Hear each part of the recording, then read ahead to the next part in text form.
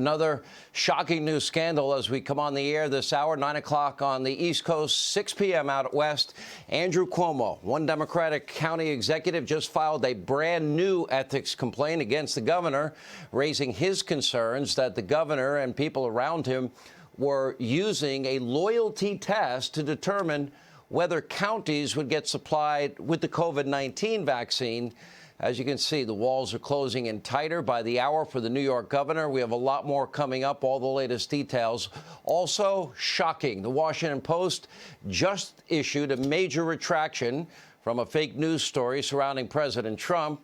Yeah, but they've yet to apologize for the 3 years of Trump-Russia collusion lies or their horrific early coverage of coronavirus. Joe Biden is president. Oh, we're now to believe journalistic integrity has all of a sudden returned to the Washington Post. We have that story for you tonight. And later, Sarah Carter will join us from a family farm that was not eligible for the Democrats' $2 trillion COVID-19 emergency stimulus. And they say because they did not meet the bill's, quote, racial requirements. But first, Joe Biden has been in office for 54 days. He hasn't yet to hold a single official press conference. That is now officially the longest a sitting U.S. president has gone without a press conference in over 100 years. The so-called Biden blitz that the media mob has been hyping apparently consists of this: one extremely short, scripted public event per day, one a day, which is seemingly about as much as Joe can handle. But make no mistake, with or without Joe Biden, his party's radical, extreme socialist agenda, that's moving full steam ahead. And the next order of business is, yes, redistribution and wealth confiscation. In fact, the Biden administration, we can now tell you, is planning what will be the single biggest tax hike on Americans in over 3 decades. This radical Green New Deal socialism has to be paid for by somebody. And by the way, they have a new wealth tax on top of everything else, as Janet Yellen has called for, Elizabeth Warren's tax. Hold on to your wallets, buckle up for all the class warfare, by the way, you're on all that rhetoric you think you can handle. It's about to get bad. We're taking it from those evil rich people and those evil corporations and those evil other people. The radical socialism includes raising corporate tax rates from 21 to 28%, raising the income tax rate supposedly only on high earners. How do we define it? Raising the capital gains tax rate and raising tax rates on small business. And, of course, they also want to expand the death tax. In other words, they want to raise taxes on money that you make, money that you invest and put at risk if you make more money. They want that piece of that action, the money you still have left when you finally die. And in the interim, they're going to go back and get another bite at the apple with the wealth tax. And then to top it all off, everything that you buy will be costing you more money because the corporate income tax rate, yeah, that's going to be passed on to all of us, you, the American people, the consumer. And get this, new regulations on independent contractors that could actually put millions and millions of Americans out of work by now making it nearly impossible to hire people for their services. If they own their own business, they like to work for different companies. That's payback basically for the unions and all their election support.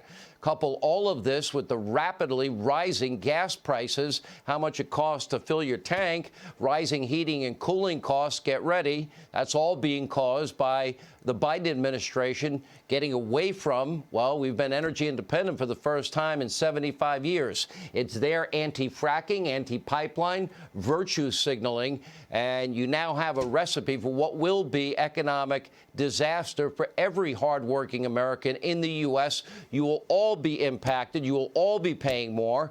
And saving the world from climate change and, of course, climate change destruction in 12 years and turning America into a socialist hellhole, well, of course, that's not cheap.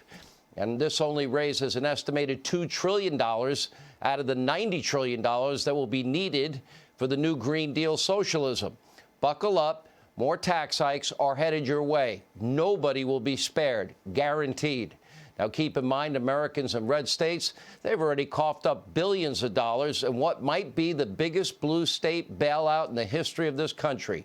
If you live in a state where you elect responsible legislatures, governors, guess what? Congratulations, because your hard-earned money is about to go to governors in blue states and state legislatures in blue states where they tax and spend beyond their means, where they never balance their budget, they don't ever fund their pensions, and where government corruption runs rampant. Illinois getting a massive $13 billion of your money. New York State getting a whopping $24 billion. California, they get the gold prize. They got a whopping $42 billion from you, the American people. According to FoxNews.com and their report, certain counties in California are considering using that money as bonuses for teachers, including those who have not stepped foot in a classroom for months. One teachers union even suggested that, well, if they get the bonus, well, it might be fun to take a trip to Hawaii. Let that sink in. You're a teacher in Texas, you're a teacher in Florida, Mississippi, any other red state where school has been and is in session. Just know that your hard-earned tax dollars might soon become a vacation fund for teachers in California. The Democratic Party's radical policy decisions are going to have very immediate, real consequences. This isn't about taxes and spending. Look at what's happening, for example, at the border. After halting border wall construction, vowing to increase immigrations and promising amnesty to millions and millions, conveniently in 3 years, just in time to vote, tens of thousands of illegal immigrants are now pouring into the U.S. across the border illegally. It is now so bad that Mexico's president is referring to Biden as the migrant president. Around 100,000 illegal immigrants were detained at the U.S.-Mexico border just for the month of February alone. And by the way, remember the cages for kids? They were built by Biden and Obama, and then the Trump administration got blamed by the media mob that lie all the time. Well, they're back, and they're worse than ever. Many of these child migrant facilities are nothing more than a few tents or shipping containers, cargo shipping containers, you know, the ones with a tiny window with bars on them. According to CBS News, one of those facilities is now operating at a whopping 729% capacity. So much for social distancing. Quote, some of the boys said that the conditions were so overcrowded, they had to take turns just to sleep on the floor. And, quote, most of the minors said they'd only showered once while even in the U.S. They thought they'd be held for more than 5 days. And by the way, all told, the Biden administration has increased the detention of minors in these cages by 60%. But according to Circle Back, White House Press Secretary Jen Psaki, this is still not a crisis. Take a look. Does FEMA's arrival at the border mean that the administration feels what is happening down at the border is a disaster?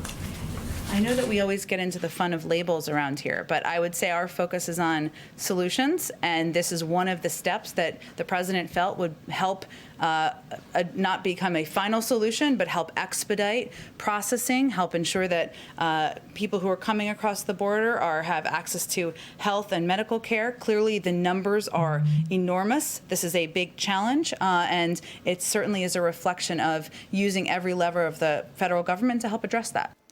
Health, medical care, housing, anything we're not going to pay for? Yeah, it's a problem caused by Biden's policies. Now, we're not having fun with labels. It is a full-blown crisis of their making. And, of course, top Democrats, they're always looking to blame somebody else. Take a look. We recognize this is a big problem. The last administration left us a dismantled and unworkable system.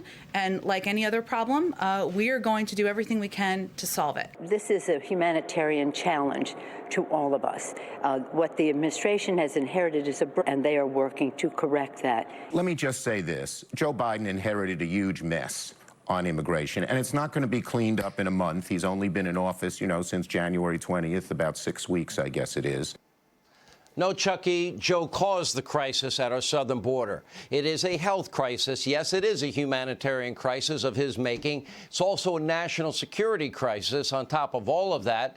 But Democrats seem to only care about optics, and Joe Biden is asleep at the wheel.